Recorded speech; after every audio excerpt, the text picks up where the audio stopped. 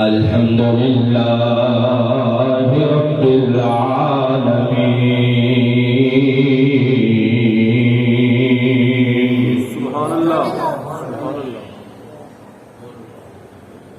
والعاقبة للمتقين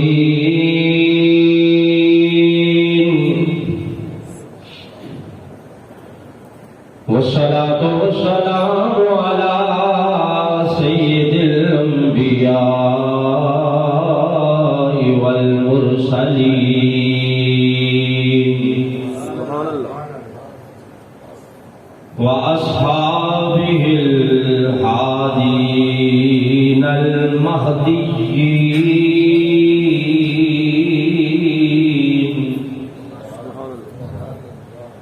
وعلى آله الطيبين الطاهرين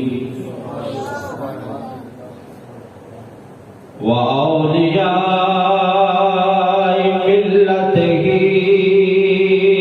وعلماء أمته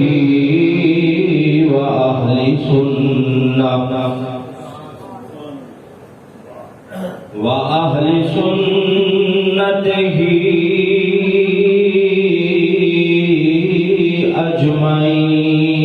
أجمعين أما بعد فأعوذ بالله من الشيطان الرجيم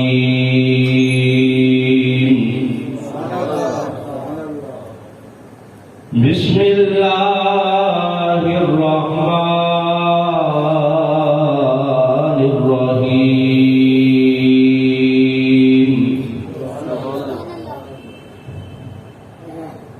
يا أيها النبي قل لأزواجك وبناتك ونساء المؤمنين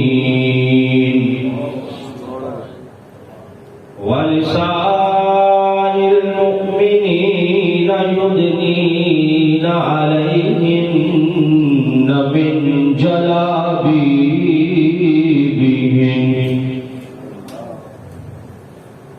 آمنت بالله صدق الله مولانا العظيم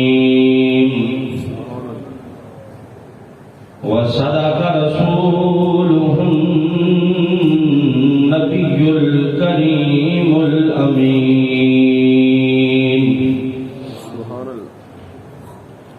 الصلاة والسلام عليك يا رسول الله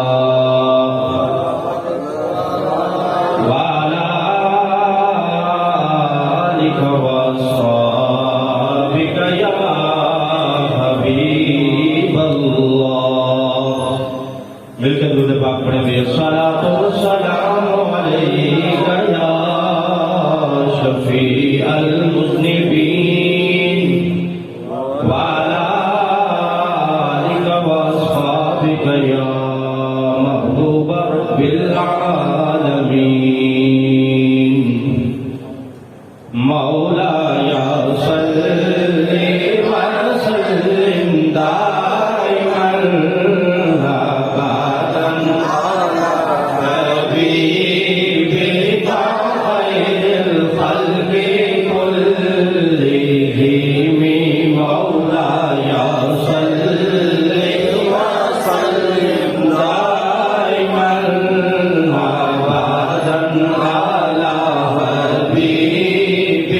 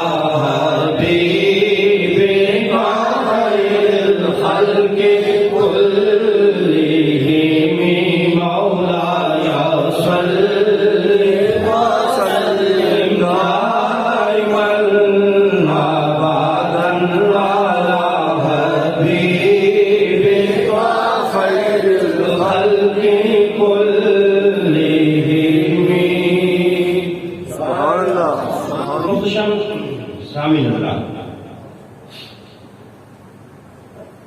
گزارش یہ ہے کہ یہ محرم الحرام شریف کا مہینہ گزرا ہے، اس میں آپ نے مختلف عنوانات کے تحت خطاب سماعت فرمائے ہیں۔ سفر المظفر شریف کا مہینہ شروع ہو چکا ہے۔ محرم میں اہل بیت اطہار کا تذکرہ کیا گیا، لیکن ہر کسی نے اپنی اپنی پسندیدہ شخصیات کا ذکر کیا، اپنی اپنی پسندیدہ شخصیات کا ذکر کیا اور باقیوں کو چھوڑ دیا، یہاں تک کہ کچھ لوگوں نے تو نبی پاک صلی اللہ علیہ وسلم کی ایک بیٹی سیدہ فاطمہ رضی اللہ تعالی عنہا کے علاوہ باقی بیٹیوں کا ہی انکار کر دیا، باقی بیٹیوں کو سرے سے نبی پاک صلی اللہ علیہ وسلم کی بیٹیاں ہونے سے ہی نکال دیا، انکار کر دیا۔ حالانکہ انہی ذاکرین کے جتنے بڑے ہیں، ملا باقر مجلسی سے لے کر اوپر تک نیچے تک جتنے ہیں، سب نے اپنی کتابوں میں لکھا ہے کہ نبی پاک صلی اللہ علیہ وسلم کی 4 صاحبزادیاں ہیں۔ یہ آج آ کے اس زمانے میں ان کو کوئی موت پڑ گئی ہے، وہ ضرب تفریق اور تقسیم کر کر کے امت کو جا رہے ہیں کہ اگر اس طرح ہے تو اس طرح ہے، اس طرح ہے تو اس طرح ہے۔ نبی پاک صلی اللہ علیہ وسلم کی 3 بیٹیوں کا انکار کر دیتے ہیں، کہتے ہیں کہ وہ تو سیدہ خدیجہ الکبریٰ رضی اللہ تعالی عنہا کے پہلے شوہر سے تھی اور وہ وہاں سے ساتھ آئی تھی۔ یہ کتنا بڑا ظلم ہے کہ نبی پاک صلی اللہ علیہ وسلم کا نسب منقطع کر کے کسی کافر کے ساتھ جوڑ دینا ہے۔ ہم میں سے اگر کسی کی بیٹی کا کوئی انکار کرے تو ہم اس کے گلے پڑ جائیں گے۔ تو نبی پاک صلی اللہ علیہ وسلم کے ساتھ یہ ظلم نہیں ہے، ان کی بیٹیوں کے ساتھ ظلم نہیں ہے کہ نسب کاٹ کے کسی غیر مسلم کے ساتھ جوڑ دیا اور ان کا بیٹیاں ہونا ہی نبی پاک صلی اللہ علیہ وسلم کا سرے سے نکال دیا۔ تو آج ہم انشاءاللہ العزیز قرآن و حدیث کی روشنی میں سیرت کی کتابوں کے جو واقعات ہیں ان کی روشنی میں نبی پاک صلی اللہ علیہ وسلم کی 4 صاحبزادیوں کا تذکرہ کریں گے۔ قرآن مجید قرآن رشید میں اللہ رب العزت ارشاد فرماتا ہے کہ یا ایھا النبی کل ازواجک و بناتک و نساء المؤمنین۔ اب یہاں آپ دیکھیں کہ اللہ رب العزت نبی پاک صلی اللہ علیہ وسلم سے خطاب فرماتے ہوئے فرماتا ہے کہ محبوب آپ کہہ دیجئے کل ازواجک، اپنی ساری ازواج مطہرات سے۔ اس کے بعد فرمایا وہ بناتک، اور اپنی بیٹیوں سے، ونساء المؤمنین، اور ساری مومنوں کی عورتوں سے۔ کیا کہنا ہے؟ کہہ دیجئے کہ یدنین علیہن من جلابیبہن، کہ تمہاری جو چادریں تم نے سروں پہ اوڑھی ہوئی ہوتی ہیں، ان چادروں کا کچھ حصہ اپنے چہرے پہ رکھ لیا کرے، ان چادروں سے اپنے چہرے کا پردہ کر لیا کرے۔ یہ اللہ رب العزت حکم ارشاد فرما رہا ہے کس کو؟ نبی پاک صلی اللہ علیہ وسلم کو۔ کیا کہ آپ اپنی ازواج سے بھی کہہ دیں اور اپنی بیٹیوں سے کہہ دیں۔ یہاں کیا ہے؟ جمع کسی کا استعمال ہوا، وہ بنت نے کہا، وہ بناتی، جمع کسی کا استعمال ہوا ہے۔ اور عربی میں جمع کم از کم 3 یا 3 سے زائد کے اوپر بولا جاتا ہے۔ جمع جو ہے وہ 3 شخصیات پر یا اس سے زائد پر بولا جاتا ہے۔ تو نبی پاک صلی اللہ علیہ وسلم کی ایک بیٹی کا صرف اقرار کرنا اور باقیوں کا انکار کرنا، یہ قرآن مجید کی اس آیہ مبارکہ کا انکار کرنا ہے۔ نص قطعی سے ثابت ہے کہ رسول کی صرف بیٹی نہیں بلکہ بیٹیاں ہیں. کل ازواجک و بناتک و نساء المؤمنین، کل ازواجک و بناتک. اللہ فرماتا ہے کہ اپنی ازواج سے بھی کہہ دیں اور بیٹیوں سے بھی کہہ دیں. تو ایک بیٹی کا یہاں تذکرہ نہیں ہے بلکہ بیٹیوں کا ذکر ہے. تو جو ایک بیٹی سے مانے گا باقیوں کا انکار کرے گا وہ قرآن مجید کی اس آیت مبارکہ کا انکار کرے گا. اور قرآن کی ایک آیت تو کیا جو ایک حرف کا انکار کرتا ہے دائرہ اسلام سے نکل جاتا ہے، دائرہ اسلام سے خارج ہو جاتا ہے. اب یہاں لوگ دھوکہ دیتے ہیں، کہتے ہیں جی نہیں، جمع کثیرہ اس لیے استعمال ہوا کہ باقی جو مومنین کی جو عورتیں ہیں ان کو بھی روحانی طور پر نبی کے پاک صلی اللہ علیہ وسلم کی بیٹیاں شمار کیا ہے، حالانکہ ان کا ذکر اللہ نے الگ کیا ہے ونساء المؤمنین کہتے ہیں. اگرچہ نبی جو ہوتا ہے وہ باپ کے مقام پر ہوتا ہے، روحانی باپ ہوتا ہے امت کا. بے شک باقی جو بیٹیاں ہیں امت کی وہ نبی پاک صلی اللہ علیہ وسلم کی روحانی بیٹیاں ہیں، لیکن ان کا تذکرہ اللہ نے الگ کیا ہے تاکہ کسی کو کوئی شک رہے ہی نہ ہے. اور پھر کہتے ہیں اس لیے جمع کثیرہ استعمال ہوا ہے کہ وہ جو حضرت خدیجہ کے ساتھ آئی تھی یا کسی اور زوجہ کے ساتھ جس کا پہلے نکاح ہوا تھا، وہاں سے طلاق ہو کے نبی پاک کے نکاح میں آئی، تو جو بچی ساتھ آئی اس کا ذکر کرنے کی وجہ سے جمع کثیرہ استعمال ہوا ہے. تو ان کی خدمت میں عرض ہے کہ قرآن نے ان کا ذکر الگ الفاظ سے کیا ہے. وَرَبَائِبُكُمُ اللَّاتِي فِي حُجُورِكُمْ، ان کو ربائب کہا گیا. وہ جو بچے کسی پچھلے خامن سے نبی پاک صلی اللہ علیہ وسلم کی کسی زوجہ مطہرہ کے ساتھ آئے، ان کے لیے تو الگ لفظ استعمال قرآن نے کیا ہے. وَرَبَائِبُكُمُ اللَّاتِي فِي حُجُورِكُمْ، انہیں ربائب کہا ہے، ان کا ذکر الگ کیا گیا. تو اس آیہ مبارکہ سے نص قطعی سے یہ روز روشن کی طرح عیاں ہو جاتا ہے کہ نبی پاک صلی اللہ علیہ وسلم کی 4 حقیقی صاحبزادیاں ہیں، 4 حقیقی صاحبزادیاں ہیں. سیدہ خدیجہ الکبریٰ رضی اللہ تعالی عنہا سے کل جو نبی پاک صلی اللہ علیہ وسلم کے بچے ہیں وہ کتنے ہیں؟ 4 بیٹیاں ہیں اور 2 بیٹے. کتنے ہو گئے؟ 6. 7واں بیٹا نبی پاک صلی اللہ علیہ وسلم کا حضرت ماریہ قبطیہ رضی اللہ تعالی عنہا کے بدن اقدس ہے، جن کا نام حضرت ابراہیم رضی اللہ تعالی عنہ تھا. جو حضرت خدیجہ الکبریٰ کے بدن اقدس سے نبی پاک صلی اللہ علیہ وسلم کے حقیقی بچے ہیں، ان میں سب سے پہلے نمبر پر حضرت قاسم رضی اللہ تعالی عنہ. سب سے بڑے جو ہیں وہ صاحبزادے ہیں نبی پاک کی بیٹی حضرت زینب سے بھی یہ بڑے ہیں. کیا نام ہے؟ قاسم رضی اللہ تعالیٰ عنہ. توجہ فرمائیے گا بھائی، انہیں جناب قاسم رضی اللہ تعالیٰ عنہ کی وجہ سے نبی پاک کو ابو القاسم کہا جاتا ہے. آپ کا لقب ہے نا ابو القاسم، کنیت ہے ابو القاسم. نبی پاک صلی اللہ علیہ وسلم کے اسی بڑے بیٹے کی وجہ سے آپ کو ابو القاسم کہا جاتا ہے. اور نبی پاک صلی اللہ علیہ وسلم نے فرمایا میرے نام پہ اپنا نام رکھ سکتے ہو لیکن میری کنیت پر اپنی کنیت نہیں رکھ سکتے.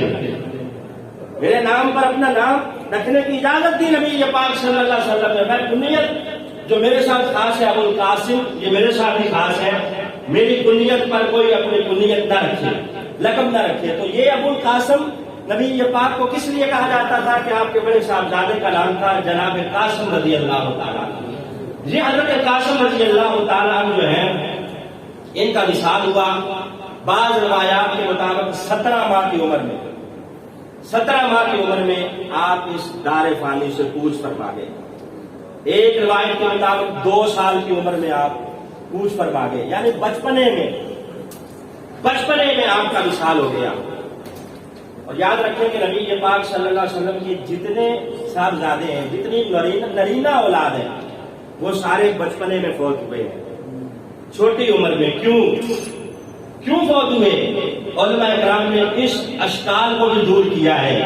اس لیے کہ دیگر جتنے نبی تھے ان نبیوں کے بیٹے بھی نبی بنے. حضرت یعقوب کے بیٹے نبی بنے، باقی نبیوں کے بیٹے نبی بنے. نبی پاک کو اللہ نے چونکہ خاتم النبیین کا تاج پہنایا تھا، نبی پاک کا کوئی بچہ بڑا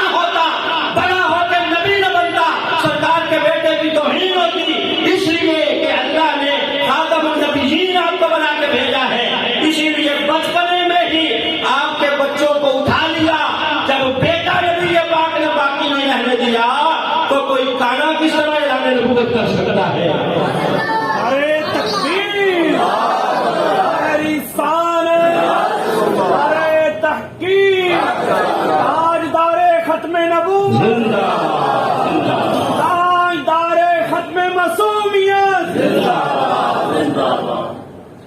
تو سرکار کے جو صاحبزادے ہیں بچپنے میں اس لیے مثال کر گئے کیونکہ نبی پاک صلی اللہ علیہ وسلم کا پر نبوت کا دروازہ بند ہو چکا تھا. آپ کا بیٹا بڑا ہوتا نبی نہ بنتا تو اس بچے کی توہین ہوتی ہے کہ باقی نبیوں کی اولاد نبی بنی لیکن سرکار کا بیٹا نبی نہیں بنا. اس لیے بچپنے میں اللہ نے اٹھا لیا تاکہ نبوت کا دروازہ بند ہو جائے. نبی پاک صلی اللہ علیہ وسلم خاتم النبیین ہیں. یہ زمانہ بھی سرکار کا ہے اور قیامت تک کا زمانہ سرکار کا ہے. اسی لیے ہم پڑھتے ہیں سب سے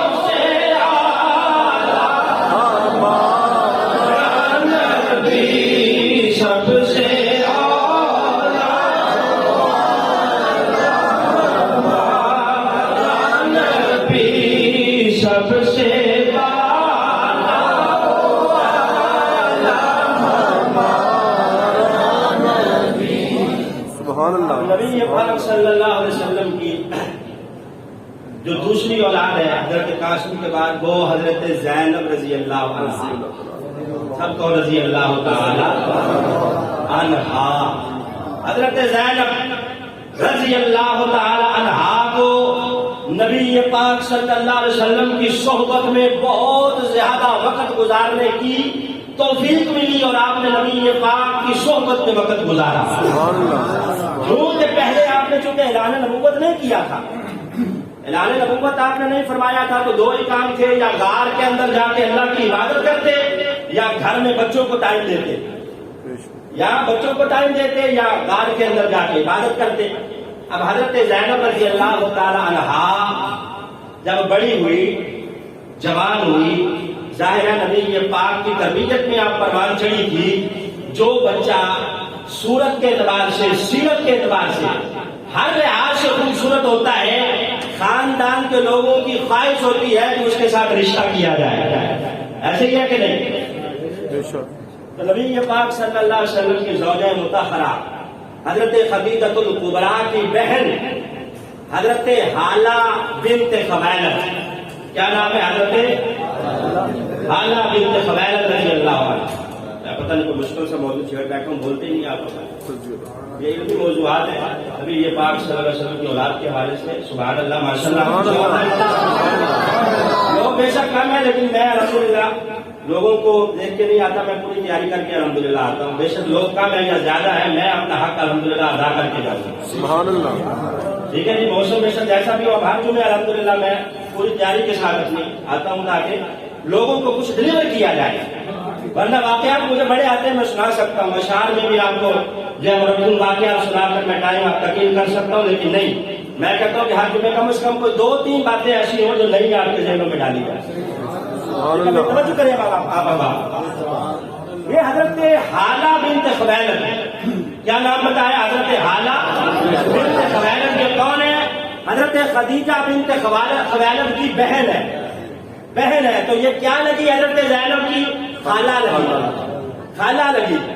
انہوں نے اپنی بہن سے, حضرت حالہ نے اپنی بہن حضرت خدیجہ سے اپنے بیٹے کے لیے ابو العاص بن ربیع کے لیے جناب زینب رضی اللہ تعالی عنہا کا رشتہ مانگ لیا کہ میرے بیٹے ابو العاص بن ربیع کے ساتھ زینب بنت رسول صلی اللہ علیہ وسلم کا رشتہ طے کر دیا جائے.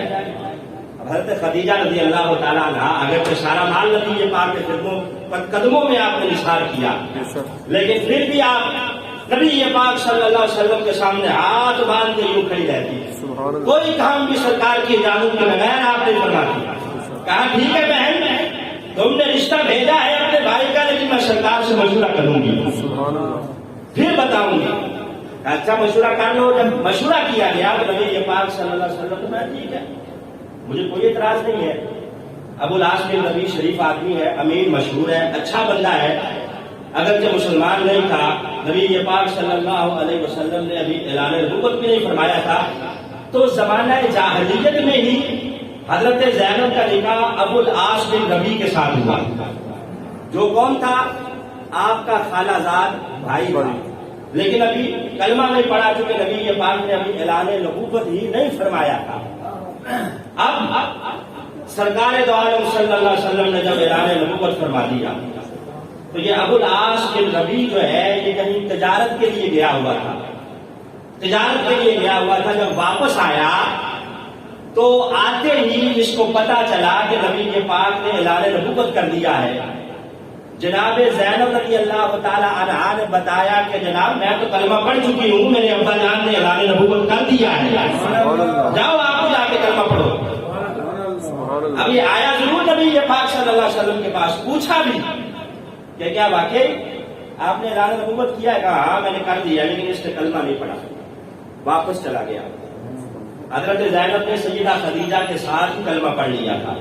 جہاں ذکر ہے نا حضرت خدیجہ کے کلمہ پڑھنے کا، جس طرح ہم نے تقسیم کر رکھی ہے کہ عورتوں میں سب سے پہلے حضرت خدیجہ نے پڑھا، مردوں میں حضرت ابو بکر نے پڑھا، بچوں میں جناب علی نے پڑھا، غلاموں میں جناب زید نے پڑھا. تو اسی طرح جہاں حضرت خدیجہ کا ذکر ہے کلمہ پڑھنے کا، وہیں ساتھ یہ بھی ذکر ہے کہ حضرت خدیجہ کے ساتھ ہی ان کی جو صاحبزادیاں تھی انہوں نے بھی کلمہ پڑھ لیا تھا. سلمت خدیجہ وبنتها وبناتها، کہ حضرت خدیجہ نے بھی نبی پاک کا کلمہ پڑھا اور ساتھ ہی جو صاحبزادیاں موجود تھی انہوں نے اسی وقت کلمہ پڑھ کے السابقون الاولون میں شامل ہو گئی، کہ وہ جو سب سے پہلے کلمہ پڑھنے والی ہے ان میں شامل ہو گئی. اب یہ ابو العاص بن ربیع چلا گیا، جا کے حضرت زینب رضی اللہ تعالیٰ عنہا سے کہنے لگا کہ تم نے میری اجازت کے بغیر کیوں کلمہ پڑھا؟ دیکھو میرے بابا کی زندگی میرے سامنے گزری ہے، میں نے انہیں غاروں میں جا کے عبادات کرتے دیکھا ہے، گھر کا معاملہ بھی میرے سامنے ہے، اس لیے اگر میں دیر کر دی تو گناہگار ہوگی.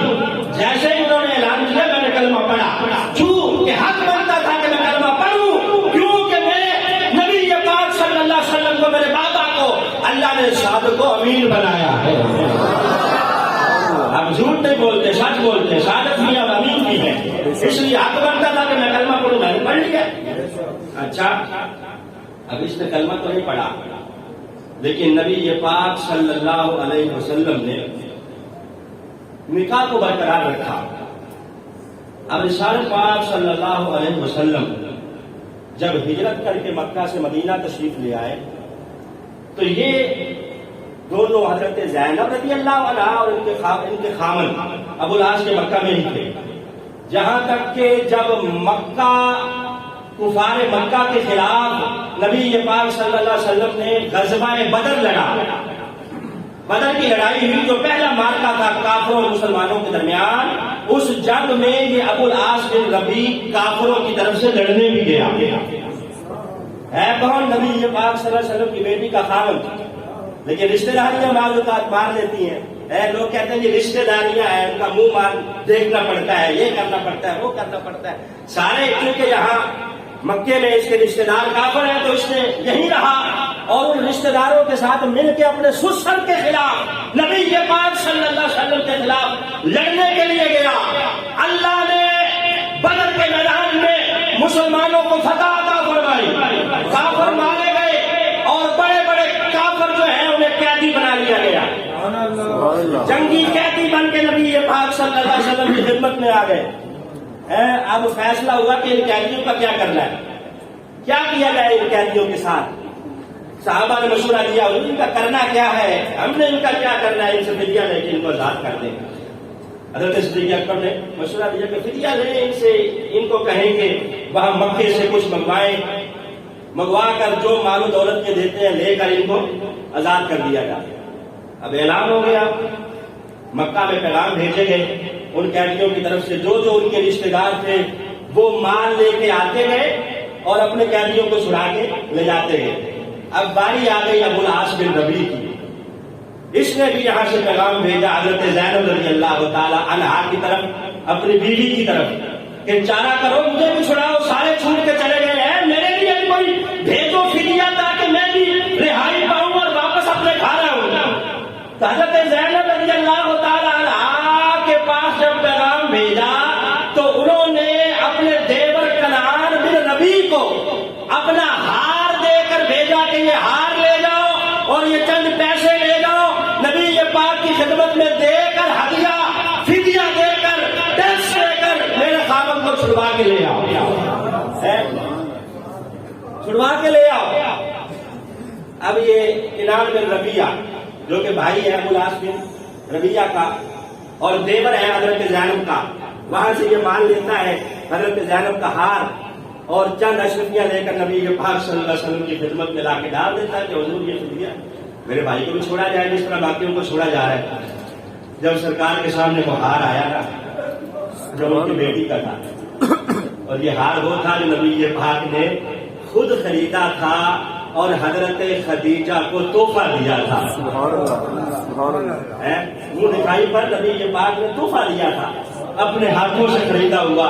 اور سیدہ خدیجہ نے جب زینب رضی اللہ تعالی عنہا کا نکاح کیا تھا تو یہ ہار گفٹ کر دیا تھا اپنی بیٹی کو، جس طرح مائیں اپنے گھندے اور زیور بچیوں کو گفٹ کر دیتی ہے، رکھ لیتی ہے ان کے لیے کہ بچیاں جب بیاہی جائیں گی تو یہ پہننے کی ہماری نشانی ان کے پاس ہوگی، یاد کیا کرے گی۔ تو حضرت خدیجہ نے یہ ہار اپنی بیٹی زینب کو تحفہ دیا ہوا تھا جو آج نبی پاک کے پاس آیا ہے۔ سرکار نے جب ہار دیکھا ہے میرے آقا کی آنکھوں سے آنسو کی برسات جاری ہو گئی، بارش جاری ہو گئی، آنسو رک نہیں گئے۔ صحابہ نے پوچھا حضور کیا بات ہے؟ بات کیا ہونی ہے، یہ ہار وہ ہے جو میں نے اپنے ہاتھوں سے خریدا تھا، اپنی بیوی خدیجہ کو گفٹ کیا تھا، آج حالات نے ایسا پلٹا کھایا ہے، یہ واپس آ گیا ہے، میری آنکھوں کے سامنے ہے، تو اس لیے آنسو رک نہیں رہے۔ کہا صحابہ یار میری بات سنو، جس طرح ہم نے کچھ غریب قیدی چھوڑے ہیں نا ان سے ہم نے فدیہ نہیں لیا، تو اگر تم میری بات مانو ہم اسے بھی ویسے ہی چھوڑ دیتے ہیں اور یہ ہار بھی میں واپس اپنی بیٹی کے پاس بھیج دیتا ہوں تاکہ یہ جو گفٹ تھا وہ اس کے پاس ہی رہے اور ہم اس کے خاوند کو بھی چھوڑ دیں، اگر تمہاری اجازت ہو، تم راضی ہو تو۔ صحابہ نے ہاتھ باندھ لیے، جناب ہماری کیا مجال ہے کہ ہم انکار کریں، آپ شارع ہیں، آپ جو چاہے کر سکتے ہیں، ٹھیک ہے، اگر آپ چھوڑنا چاہتے ہیں تو چھوڑ دیں، ہار بھی بھیج دیں اپنی بیٹی کی طرف ہے۔ اب ہار بھی نبی پاک نے بھیج دیا، ابو العاص کو بھی کہا کہ تم جاؤ، چلے جاؤ، لیکن یاد رکھو ہم نے تمہیں بڑا وقت دیا ہے کہ کلمہ پڑھ لیتے، دار اسلام میں داخل ہو جاتے، تم نہیں ہوئے، اب میری بیٹی تیرے ساتھ اکٹھی نہیں رہ سکتی۔ توجہ بھائی، کہ ابھی تک میں ٹائم دیتا رہا کہ کلمہ پڑھ لو گے، دار اسلام میں داخل ہو جاؤ گے، جیسے ہی مکے پہنچو فوراً میری بیٹی کو یہاں بھیجنا ہے، فوراً میری بیٹی کو وہاں جا کے جناب زینب کو یہاں مدینے بھیجنا ہوگا، پھر تمہیں چھوڑا جائے گا۔ اس نے کہا ٹھیک ہے جناب، مجھے شرط قبول ہے۔ شرط قبول کی اور اسی اپنے بھائی کی ڈیوٹی لگائی کنعان بن ربیع کی، جو وہاں سے فدیہ لے کے آیا تھا، کہ تم مکہ پہنچ کے نبی پاک کی سامنے اور میری بیوی جناب زینب کو وہاں سے یہاں خیریت کے ساتھ باحفاظت مدینے لاؤ گے۔ یہاں سے بات سمجھ میں آ گئی ہے بھائی؟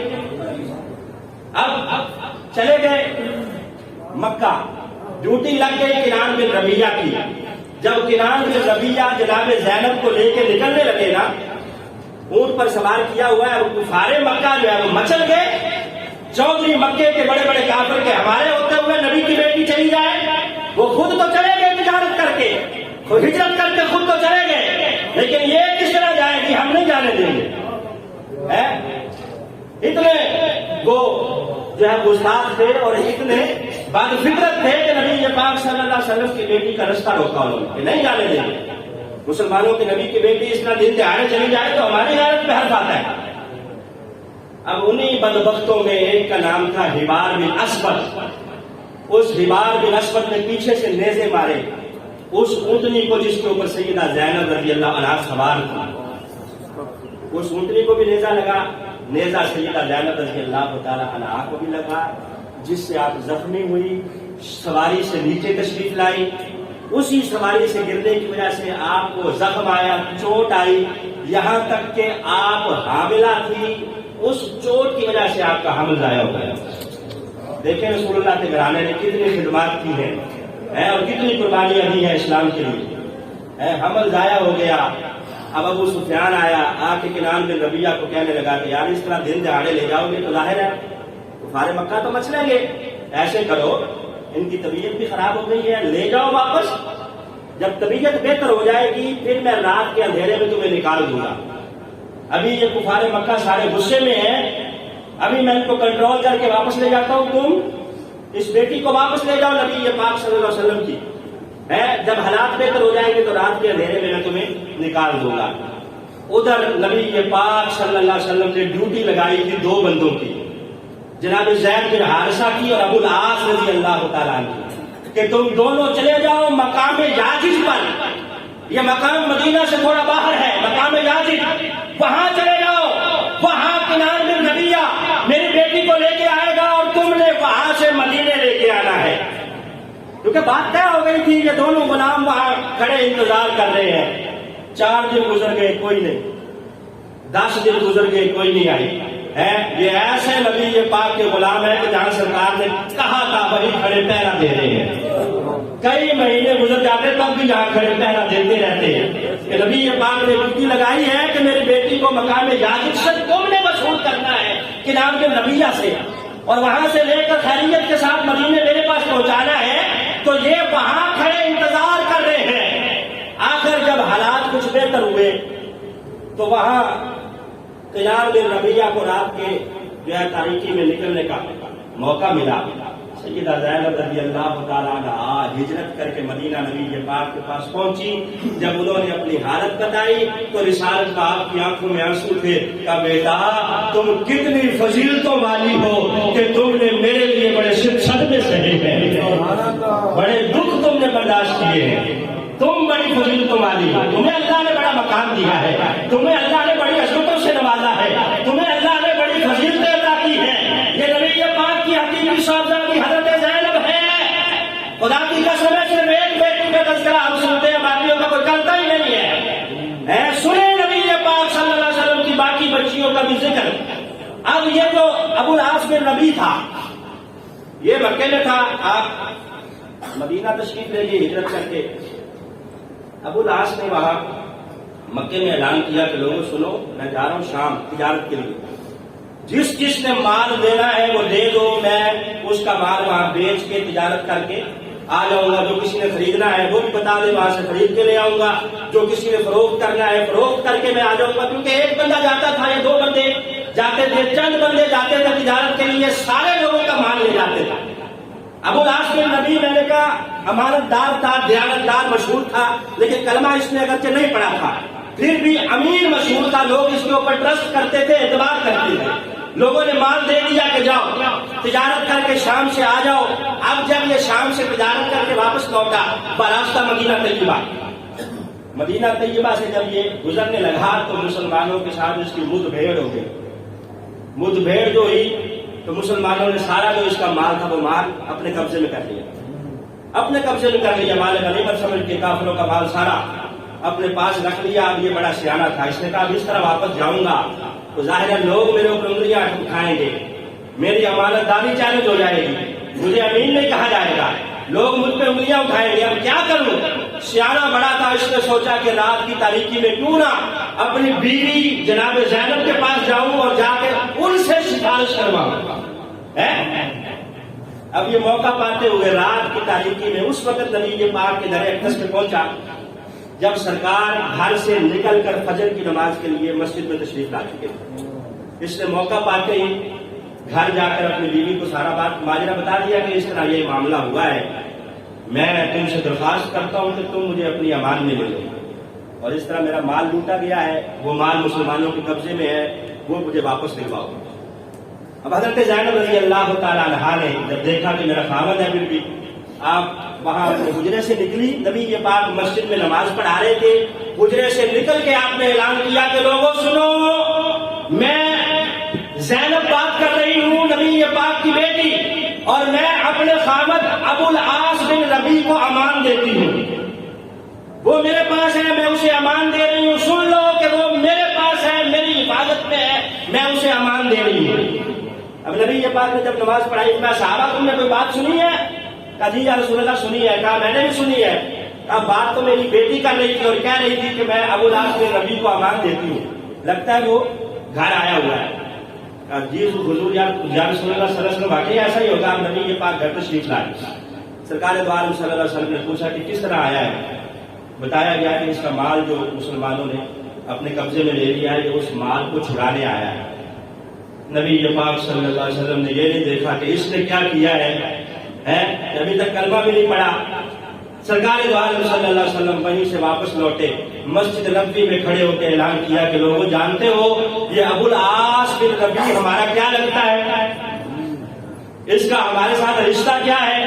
کہا سنو، اس کو میری بیٹی نے امان دے دی ہے، اور مسئلہ یہ ہے کہ عام مسلمان بھی اگر کسی کو امان دے تو اس کی امان تسلیم کی جاتی ہے، اس کی امان کا اسے حق ہے کہ وہ کسی کو امان دینا چاہے تو دے سکتا ہے۔ کہا میری بیٹی نے اس کو امان دے دی ہے، لہذا میں اعلان کر رہا ہوں جس جس کے پاس اس کا مال ہے وہ سارا واپس لے آئے اور اس کا مال واپس کیا جائے۔ اب سارے صحابہ نے ایک منٹ سے پہلے سارا مال لا کے نبی یہ پاک، ایک سوئی بھی گھر میں نہیں رکھی، اونٹ کی نکیر بھی نہیں رکھی، رسی بھی نہیں رکھی، سارا کچھ لا کے دے دیا کہ جناب یہ رسالت میں آپ صلی اللہ علیہ وسلم نے اب اسے دیا مال اور کہا جا۔ اب دل تو اس کا یہی نرم ہو گیا تھا، لیکن مال چونکہ امانت تھا کافروں کی، وہاں پہنچتا ہے مکے، جا کے اعلان کرتا ہے کہ لوگوں سنو، تمہارا مال میرے پاس ہے، میں خیر و عافیت کے ساتھ لوٹ آیا ہوں، آ جاؤ اپنی اپنی تجارت کا مال لے لو۔ سب کے حوالے مال کر دیا۔ کہا سنو، میں نے کسی کا قرض تو نہیں دینا؟ کہا نہیں، اگر کسی نے دینا ہے تو مجھ سے لے لے۔ کہا نہیں، کسی کا نہیں دینا۔ کہا سنو، کلمہ تو میں مدینہ میں ہی پڑھ چکا تھا، لیکن اگر میں وہیں رک جاتا تو تمہارا مال واپس نہ آتا، مسلمان مال غنیمت سمجھ کے رکھ لیتے اور جائز بھی تھا ان کے لیے رکھنا، اور میری امانت داری پہ شک آتا۔ ہاں، میں یہاں لوٹا ہوں تاکہ تمہارا مال لوٹا دوں۔ سنو، سارے مجمع میں اعلان کیا، اشہد ان لا الہ الا اللہ و اشہد ان محمد رسول اللہ۔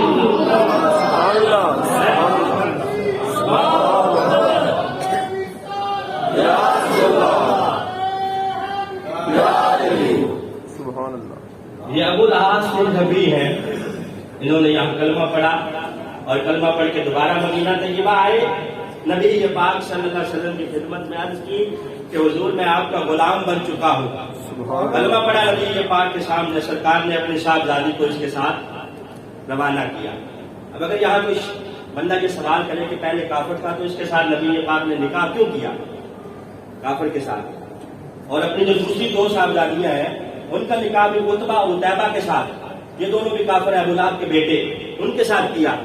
تو اس کا جواب یہ ہے کہ اس وقت تک ابھی قرآن کی کوئی آیت نہیں اتری تھی، کوئی آیت نہیں اتری تھی کہ ان کے ساتھ نکاح کیا جا سکتا ہے کہ نہیں ہے، اور نبی یہ پاک صلی اللہ علیہ وسلم نے ابھی اعلان نبوت نہیں فرمایا تھا، اس لیے نکاح اس کے ساتھ کیا۔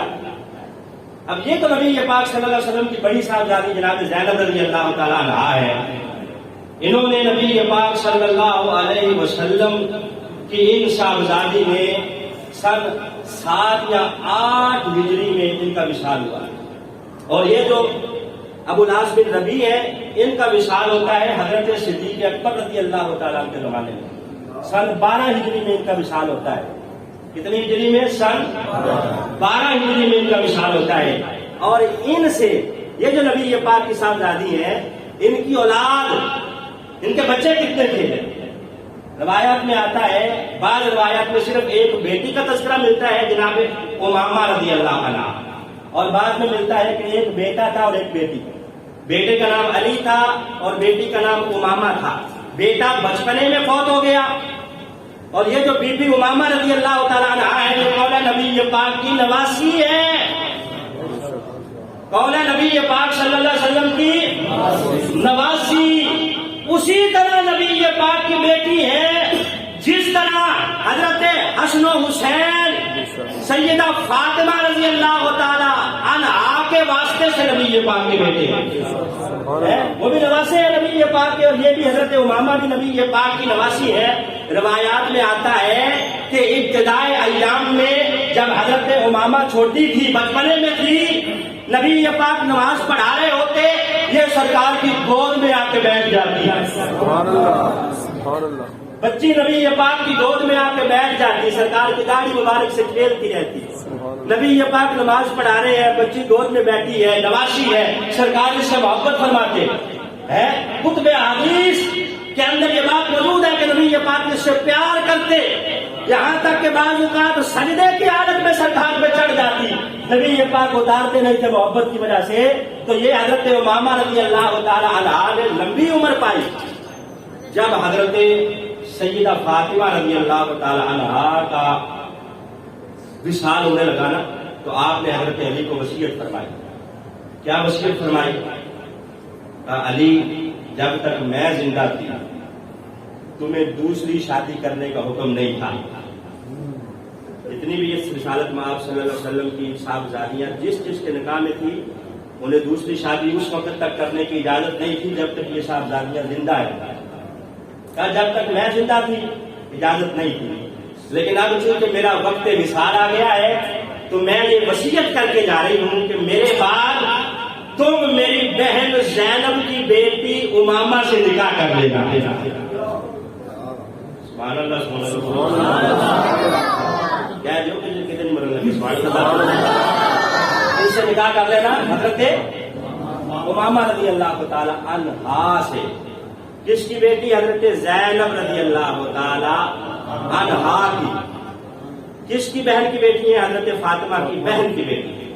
تو حضرت علی نے سیدہ فاطمہ کے وصال کے بعد حضرت امامہ رضی اللہ تعالی عنہا سے نکاح کیا۔ ٹائم چونکہ ہو گیا ہے تو میرا ارادہ تو یہ تھا کہ سب بیٹیوں کا ذکر کرتا ہے، لیکن باقیوں کا انشاءاللہ آئندہ جمعہ۔ وآخر دعوانا